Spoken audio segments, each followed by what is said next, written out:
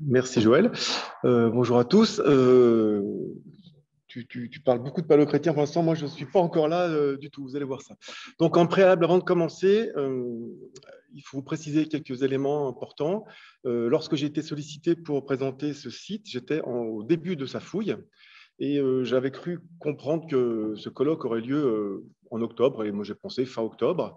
Et dans la mesure où je devais terminer fin juin, je me suis dit, ça me laissera un peu de temps pour présenter les premiers résultats. De fait, pour des raisons techniques et liées à l'importance du site, il y a eu des prolongations qui m'ont emmené jusqu'au 10 septembre.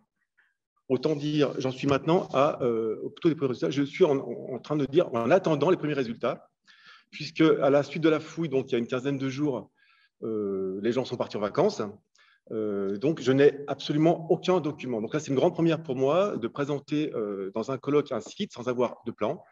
J'ai dû essayer de trouver où étaient les photos, puisque elles étaient stockées sur des ordinateurs qui étaient en vacances, si je puis dire.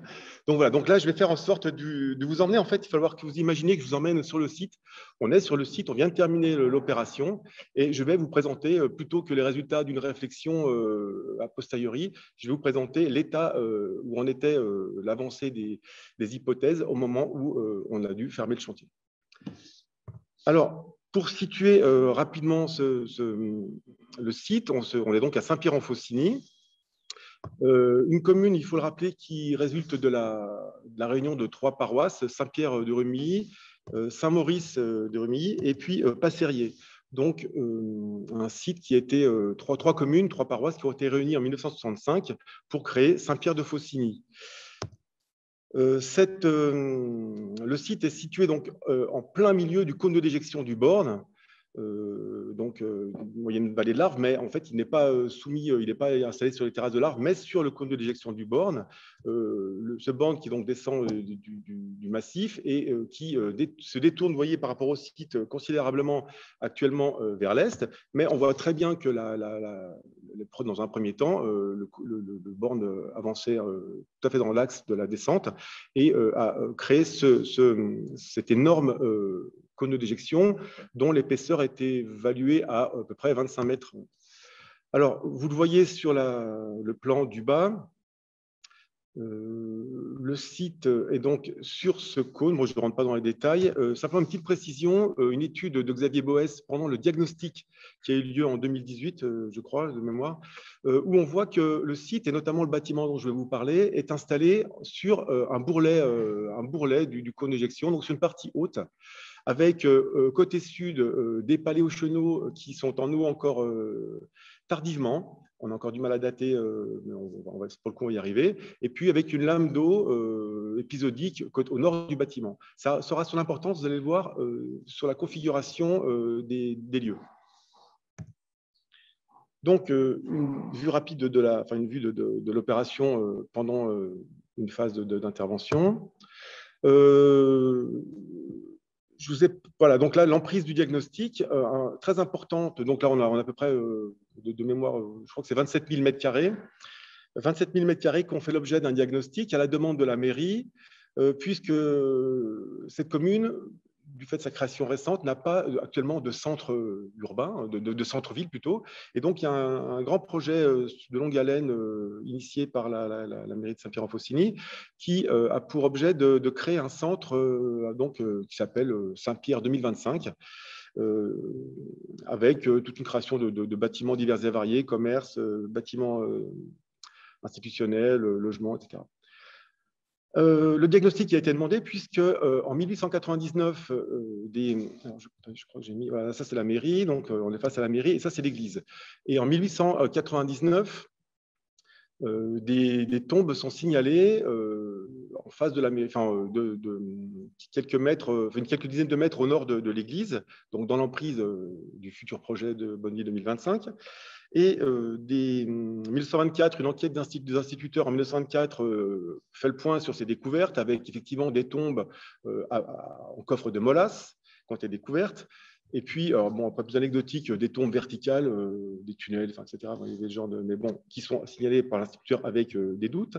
Mais en tout cas, les tombes sont signalées et retrouvées confirmée, la découverte est confirmée par Charles Marteau en personne, qui se déplace en 1942, se déplace sur le site. Il avait 81 ans, j'ai vérifié, on a eu cette discussion. À 81 ans, il vient vérifier et effectivement, il confirme qu'il s'agit de tombes probablement burgondes, selon la terminologie de l'époque. Donc, fort de cette connaissance, la commune anticipe un diagnostic en vue des futures opérations 2025 et le diagnostic a été fait et a donné lieu à un diagnostic compliqué en hiver et avec, vous allez voir, avec quelques ratages, mais enfin, qui a fait le diagnostic sait à quel point c'est compliqué de trouver tout l'ensemble des vestiges. J'en reparlerai tout à l'heure. Donc, nous avons pour l'essentiel une zone, oui, au passage, je signale l'emprise du cimetière actuel, donc qui date je crois de la fin du 19e siècle, qui est installé quelques centaines de mètres finalement au sud de l'ancien cimetière dont je vais vous parler. Donc, une fois le diagnostic terminé, les services de l'État ont déterminé une zone d'emprise, donc 2400 m², qui ont fait l'objet de la fouille archéologique dont je vais vous parler maintenant. Alors, l'essentiel, donc là, je vous donne un plan qui n'est pas un véritable plan, c'est un plan issu de la topographie, extrêmement brut. Je vous ai représenté simplement en rouge le bâtiment qui va faire l'objet essentiel de cette présentation. Donc, tout de même, vous voyez donc 200 tombes environ, avec 200 tombes du haut Moyen-Âge. Alors, j'aimerais vous dire que le bâtiment est paléochrétien, vous allez voir que c'est très compliqué. Pour l'instant, je parle d'un haut Moyen-Âge au contour flou, peut-être même qui tend à aller vers l'Antiquité tardive, mais c'est très, très compliqué pour l'instant. On y reviendra. Donc, l'essentiel des tombes date du haut Moyen-Âge, mais tout de même, quelques tombes sont sans ambiguïté, pour le coup, datées de la période de la transition bronze-fer.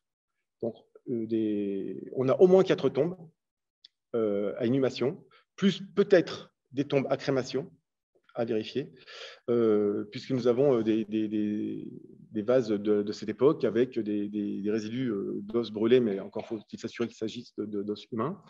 Donc, au moins 5 tombes, au moins 4 tombes assurées, peut-être 6, avec notamment du mobilier qui a été qualifié d'exceptionnel par les spécialistes. Moi, je n'y connais rien, donc notamment des ceintures en bronze de toute beauté. Donc, je ne vais pas m'attarder sur ce site. Simplement, on garde à l'esprit qu'il y a un site bronze funéraire, manifestement.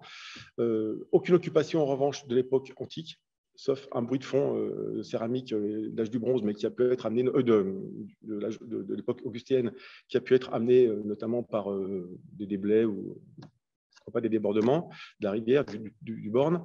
Et puis, aucune occupation médiévale connue par ailleurs non plus dans le village. Donc là, on est un peu dans le flou quant à la raison de l'installation à cet emplacement de cet édifice et son cimetière.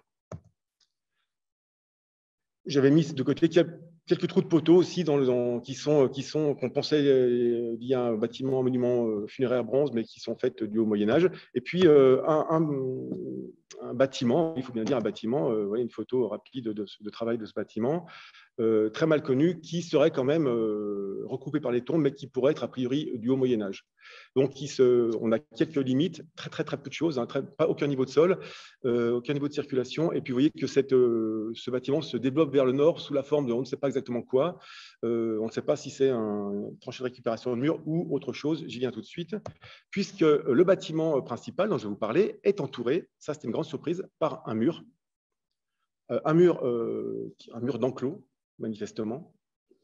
Un mur d'enclos que voici ici au centre, et vous voyez tout à fait clairement qu'il est doublé à l'intérieur comme à l'extérieur par deux fossés successifs. La chronologie relative n'est pas toujours évidente, mais je pense que le fossé intérieur que voici serait le premier, peut-être même antérieur au mur, à vérifier.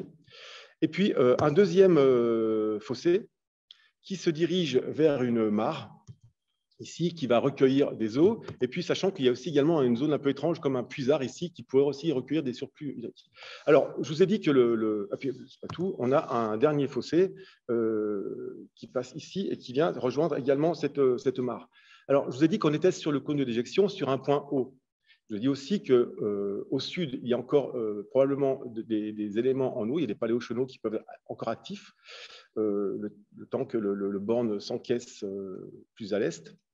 Et puis, au nord également, on a des traces de passage de lames d'eau potentiellement épisodiques. Le sous-sol est extrêmement absorbant, j'allais dire. Il va accueillir l'eau naturellement, assez facilement. En revanche, il est possible que tous ces aménagements soient liés à une protection contre des arrivées massives, intempestives, mais massives d'eau, comme des débordements. Pendant un temps, je me suis dit, bon, en fait, il s'agit de parcelles, peut-être plus anciennes, des limites parcellaires, mais le fait notamment que les fossés se dirigent, aboutissent dans des puisards ou dans cette mare, en sortant pour le coup clairement d'une orientation orthonormée, m'invite pour l'instant, en tout cas, je vous donne vraiment une réflexion de fin de chantier, hein, je vous le rappelle, à envisager ces divers aménagements successifs, au moins pour certains d'entre eux, comme étant une réponse à des possibles débordements du Borne. Voilà, bon, des comblements de ces fossés. Alors, j'en viens à ce bâtiment que j'appelle pour l'instant le bâtiment 1. Une vue du bâtiment après le décapage mécanique et le premier nettoyage. Donc, vous voyez tout de suite au centre ce couvercle tout à fait particulier avec une très grande tombe dont on va reparler, la tombe 1 en l'occurrence, dont le couvercle est percé et qui a trouvé une explication sur la fin de l'intervention. Alors, ce bâtiment est installé, alors là, je vous ai donné carrément, là, c'est des minutes de terrain. J'ai scanné les minutes de terrain et je vous les présente sans aucune retouche. On a pu intervenir, on a pu récupérer les tranchées sur 3 côtés au moins, puisque le 4e côté, vous l'avez peut-être vu, était au bord de la route et on a déjà déchaussé le réseau électrique des lampadaires, donc on peut s'arrêter quand même, hélas. Mais donc, on a pu avoir quand même accès à cette tranchée, avec une tranchée donc relativement large en haut, et puis une partie basse qui fait au mieux 70 cm, qui permet la circulation, puisque le bâtiment, vous voyez, est enterré sur près de 2 mètres. Donc, le bâtiment est encaissé dans le terrain naturel, à partir des niveaux de circulation du cimetière, sur près de 2 mètres. Donc, on a un bâtiment excavé, au moins semi-excavé, mais en tout cas, la partie basse est excavée. Vous allez comprendre un peu mieux tout à l'heure. Et donc, une vue de ce bâtiment. Donc là, ce n'est pas la tranchée. Là, on a élargi la tranchée pour pouvoir circuler, accéder au bâtiment en toute sécurité. Les niveaux intérieurs sont effectivement à peu près 2 mètres en dessous des niveaux de circulation contemporains. Et vous voyez un premier point sur ce bâtiment qui est très belle construction. Moi, je reviendrai, bon, si je vous le dis quand même tout de suite, ce bâtiment qui présente la particularité d'être enduit. Donc la tranchée, la partie qui est pourtant enterrée, qui va être emblayée après construction, est totalement enduite toute la hauteur. On y revient tout à l'heure. Gardez ça à l'esprit, ce qui a posé quand même beaucoup d'interrogations pendant le terrain.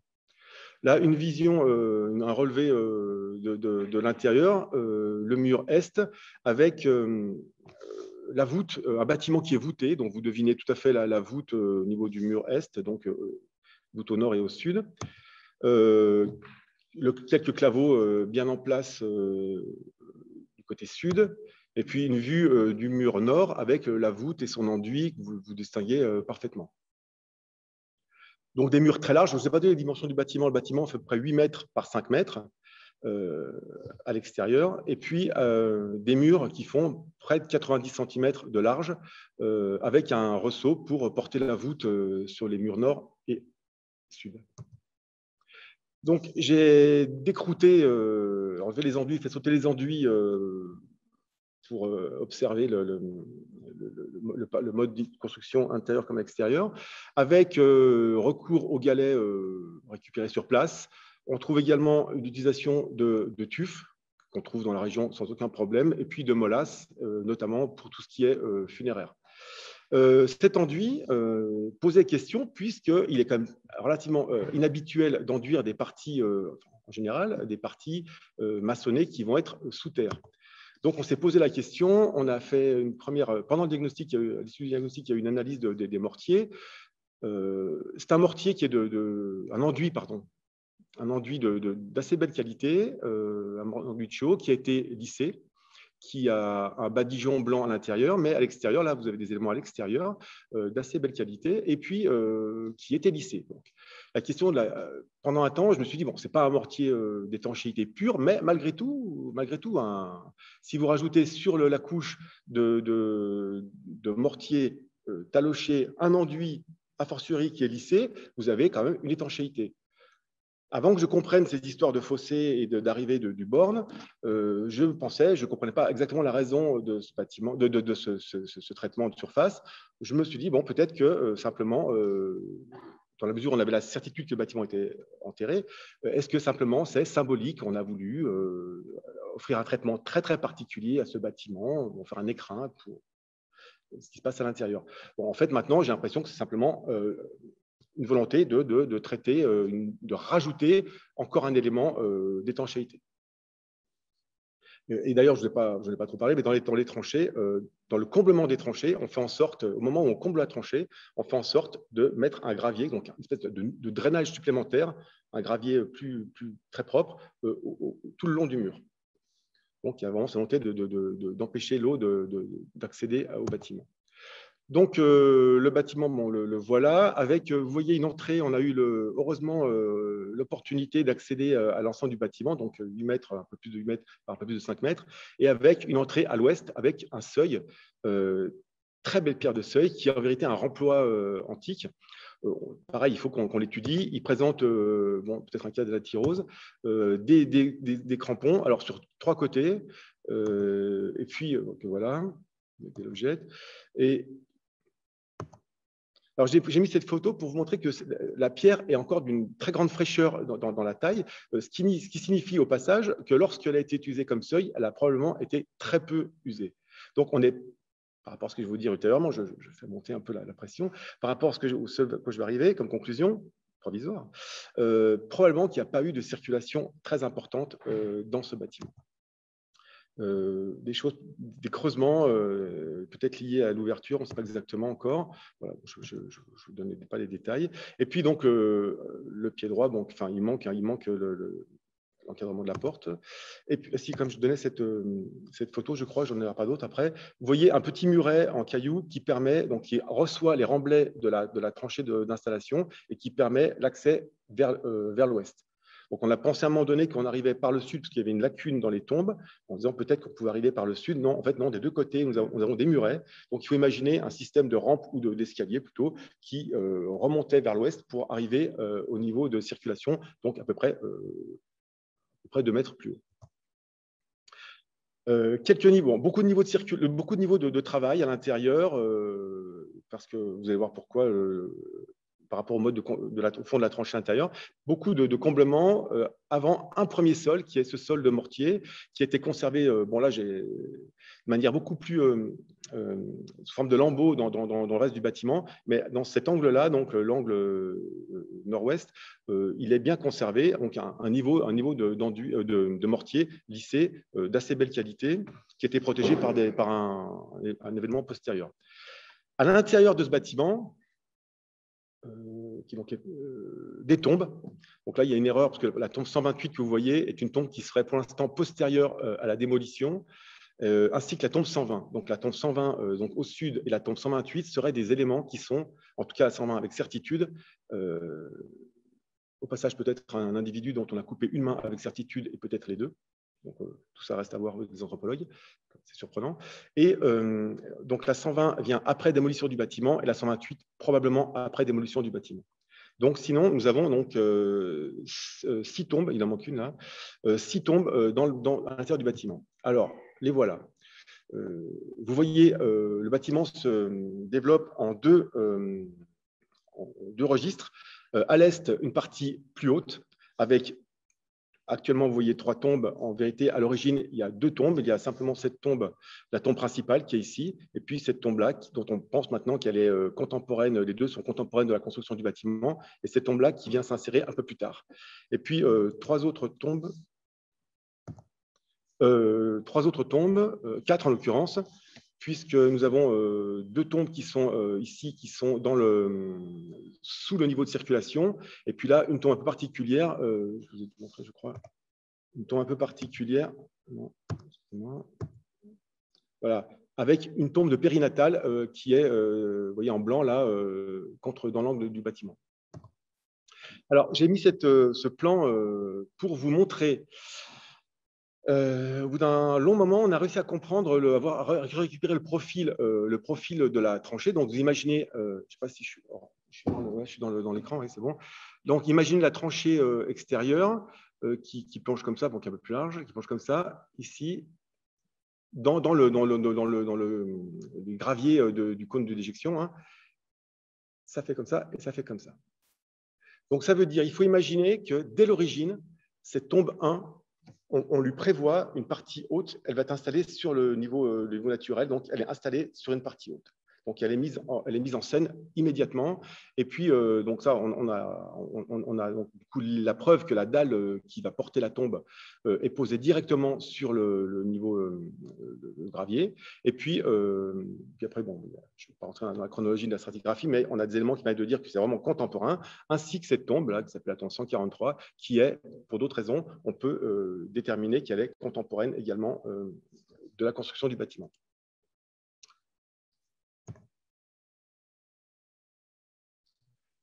Bon, quelques vues des coupes de ce bâtiment. Alors, j'ai arrivé cette tombe 1. Alors, cette tombe 1 qui nous a perturbés, comme vous pouvez voir, ça crée beaucoup de curiosité. Alors qu'il a fallu, donc là, on l'avait dégagé et il a fallu l'ouvrir, ce qui était assez. Donc, voilà ce qu'on voyait à l'intérieur. Alors, on avait ce couvercle percé. Alors, pour autant vous dire que quand j'ai eu ce couvercle percé, j'ai pensé à une ouverture pour éventuellement pour tremper des linges, des brandéas. Donc, j'imaginais, pourquoi pas, une tombe vénérée. Donc, ça nous évoquait. À l'intérieur, en revanche, vous avez vu un amas d'ossements, on ne voyait pas très bien. Donc, il a fallu ouvrir cette tombe avec le problème que cette ouverture, cette couverture a été mobilisée plusieurs fois et qui a été extrêmement fracturée. Donc là, on avait installé des fers plats pour essayer de la maintenir le temps de la déplacer. Elle s'est cassée dès qu'on a commencé à la déplacer, elle s'est cassée en morceaux, donc des morceaux qui restaient extrêmement lourds, hein, puisqu'elle fait plus de 2 mètres de long pour une douzaine de centimètres d'épaisseur maximum. Donc, un élément assez lourd. Au passage, on s'est demandé aussi comment on l'avait amené, enfin, on verra ça plus tard, comment on l'ouvrait. Donc, on a compris comment on l'ouvrait. Forcément, il n'y a pas le choix, en la faisant glisser latéralement. Donc, il y a beaucoup d'éléments comme ça qu'il a fallu trouver, comprendre en cours de route. Donc, on l'a déplacé. Et là, je n'ai pas pris de photo de l'amas, mais imaginez un amas d'ossements, une sépulture en place et un amas d'ossements repoussé sur les côtés avec au moins 8 individus. Ce qui pose la réflexion pour la suite. L'état que vous voyez ici est en fait le dernier état de construction. Alors, je ne sais plus comment. Alors, contrairement à ce qu'on fera en archéologie, on présenterait le premier état et on remonterait jusqu'au dernier état. Là, je vous présente en fait comment on a fouillé cette tombe avec donc le dernier état qui se traduit par la construction de cette énorme maçonnerie qui enserre les dalles de molasse intérieures, revêtues à nombreuses reprises d'enduits pour des réparations diverses et variées. Donc, je vous ai dit 3 grands états, sachant que le dernier état a fait l'objet de beaucoup de réparations, de tartinage. On a pu parler de meringue italienne pendant un temps. Vous voyez, c'était assez particulier, vous voyez.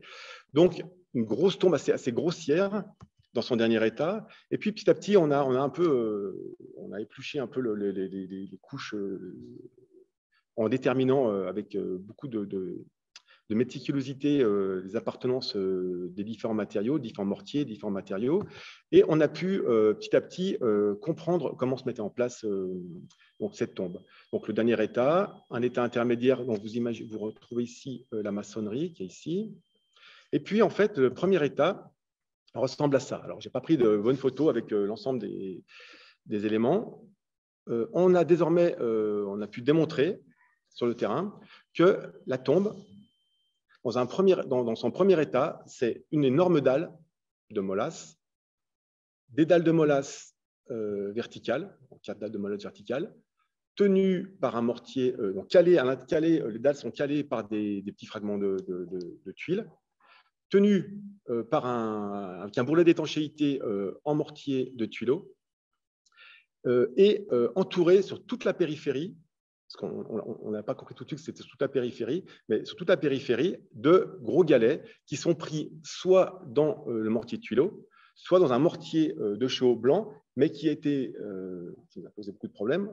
Mais en fait, on a compris au bout d'un moment que le mortier, les galets ont été installés à cet emplacement dans du mortier de tuileaux frais, avec installation de mortier de chaux frais pour finaliser. Donc, il y a des mélanges si je reste dans la glace, l'analogie avec la glace, là, une glace italienne qui, pour le coup, serait mélangée vanille fraise, en quelque sorte. Voilà, c'est pas très scientifique, là, donc on coupera ça. Donc, en tout cas, le dernier état, ah oui, alors ça, c'est très important, puisque vous voyez une ouverture de ce côté-ci. Quand je vous ai parlé du couvercle percé, je me suis dit, et pourquoi pas demander. Et à un moment donné, je me suis dit, et pourquoi pas, et si on avait une ouverture sur le côté, pourquoi pas un système comme on a pu le mettre en évidence, notamment à Marseille, sur la basilique de la rue Malaval, où on a pu mettre en évidence, j'y reviens un peu après, une circulation de liquide avec une entrée et une sortie. Et je suis sûr qu'on est dans ce système-là. Quand on a vu l'ouverture à l'intérieur, on a compris que c'était ça, enfin, j'espérais. On ne trouvait pas l'extérieur, on ne trouvait pas la sortie, puisque dans les différentes, on s'inquiétait parce qu'on ne trouvait pas la sortie du trou, donc on ne comprenait pas très bien le système. Et puis là, on a pu mettre en évidence que dans la première circulation, dans la première installation, le premier état de la tombe, on a ces galets, sauf dans cette emprise-là, où d'ailleurs, donc je vais te montrer ici, on voit même la sortie, le négatif d'un tuyau, pris dans le mortier de tuileau. Bon, ce n'est pas très bon comme photo, mais faites-moi confiance. Voilà, ce trou à l'intérieur, avec, vous voyez, le bourrelet intérieur, et puis qui était un peu abîmé, et puis des fragments de tuiles qui tiennent la dalle, qui l'équilibrent, avec du... Voilà. Donc, vous voyez la tombe 1 dans le fond, dans son état premier. Et bien, donc là, on a enlevé les cailloux pour arriver à trouver cette dalle. Et là, j'ai vu cette dalle, j'ai cru à un moment donné, on aurait dit une table d'hôtel paléochrétien, pour le coup, mais monumentale. Aucune décoration, je crois, aucune décoration, pas d'alpha, pas d'oméga, hélas, et vraiment des dimensions extrêmement importantes. Bon, a priori, il faut qu'on travaille sur cette dalle, sur son origine, mais en tout cas une dalle énorme qui en l'occurrence a été fracturée, mais une dalle énorme qui a été amenée dès l'origine.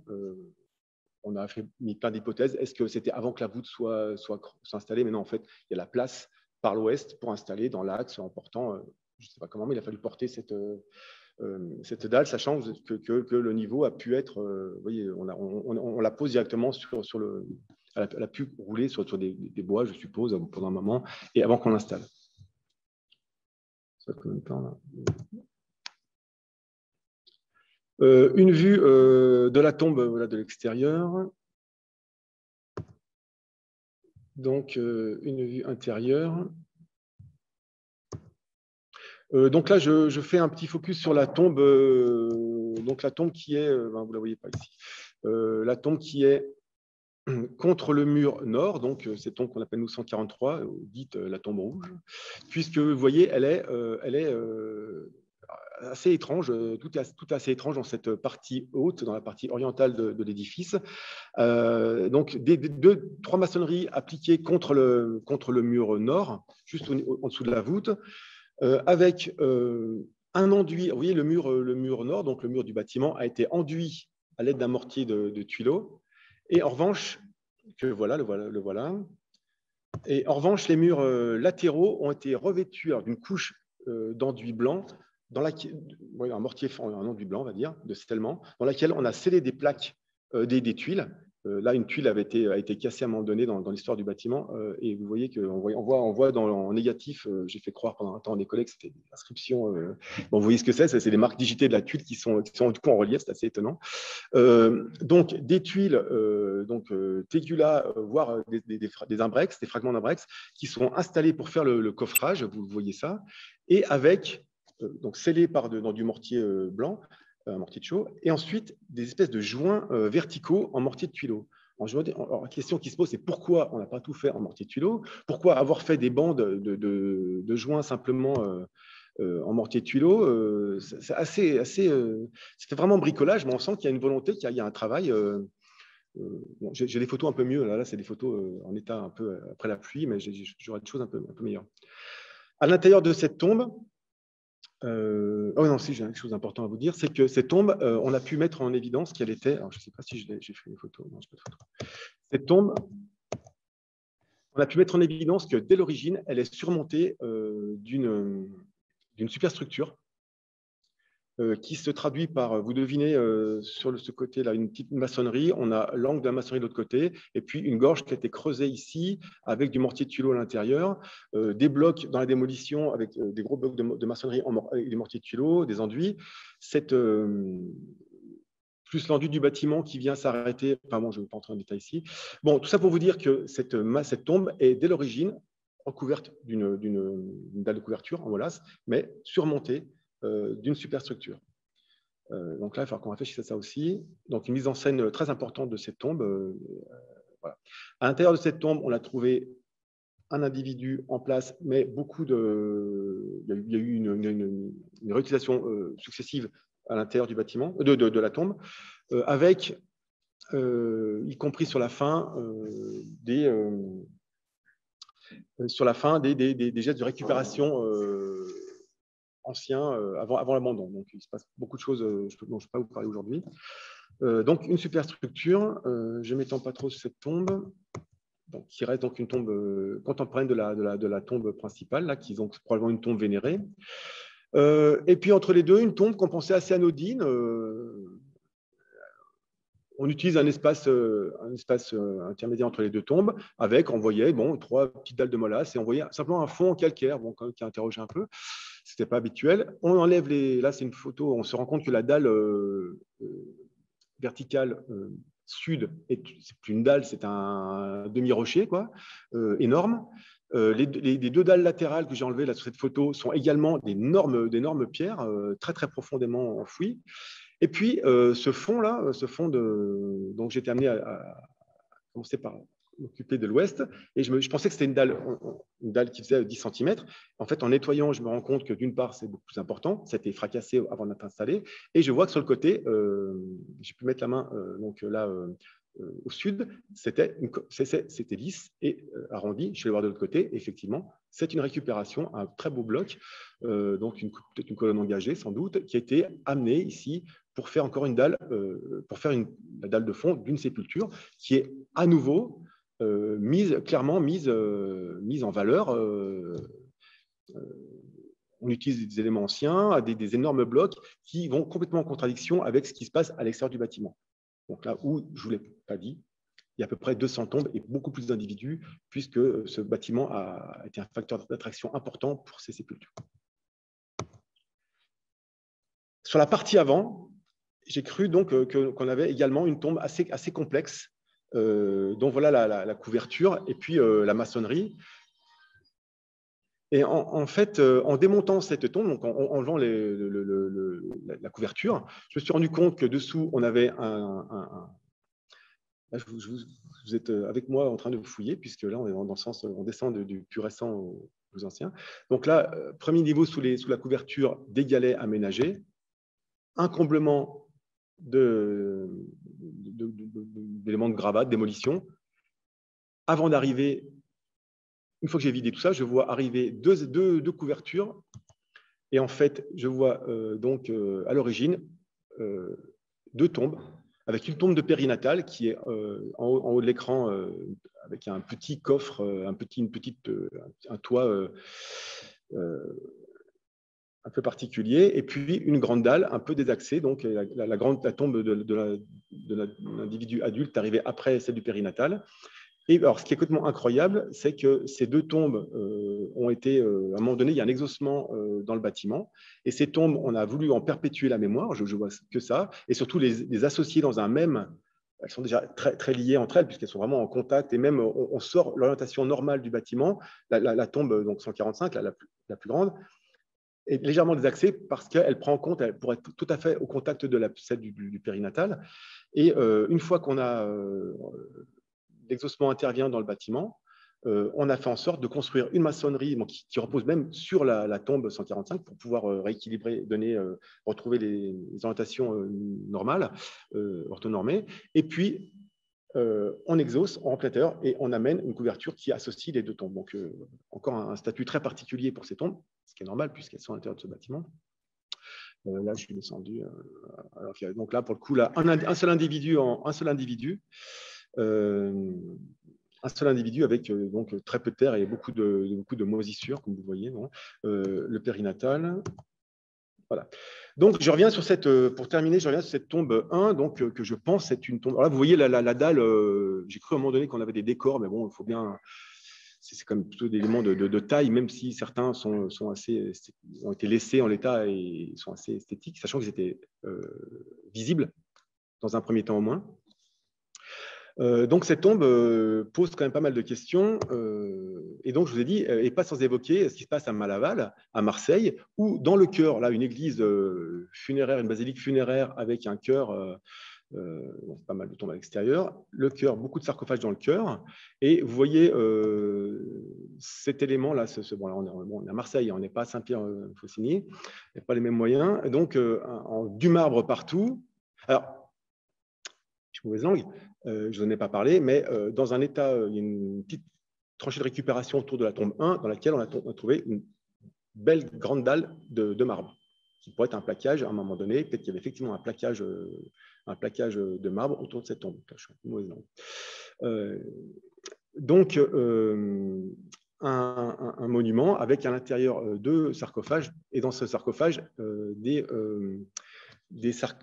cercueils en plomb, avec un système d'ouverture et arrivée, un tuyau de bronze encore en place, et un tuyau, un exutoire, un autre tuyau en bronze conservé, et avec une circulation d'huile d'olive, à Marseille, qui a pu être déterminée, une circulation d'huile qui permet de sanctifier l'huile, le liquide, par contact avec ce qu'on pense être des os de sein.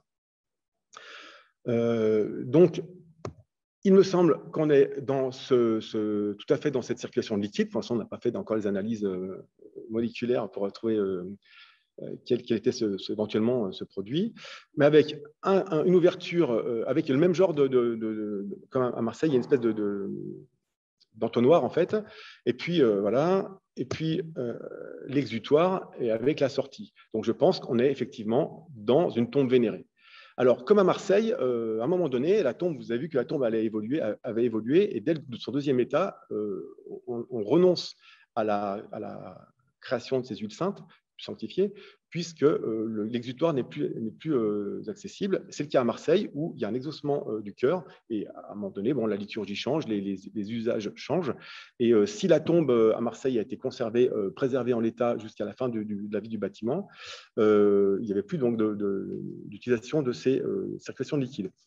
À Saint-Pierre, c'est donc la même chose, mais en plus, il semble que la personne qui était inhumé à l'intérieur, dans ce que je pense être un saint local probablement, a été déplacé probablement, puisqu'on a eu 8 individus, donc ça reste sans doute une tombe privilégiée pour le coup, mais on peut imaginer que désormais elle est réservée à des défunts un peu, qui ont un rang un peu suffisamment prestigieux pour qu'on puisse les inhumer dans cette ancienne tombe vénérée. Je pense que l'idée était toujours là.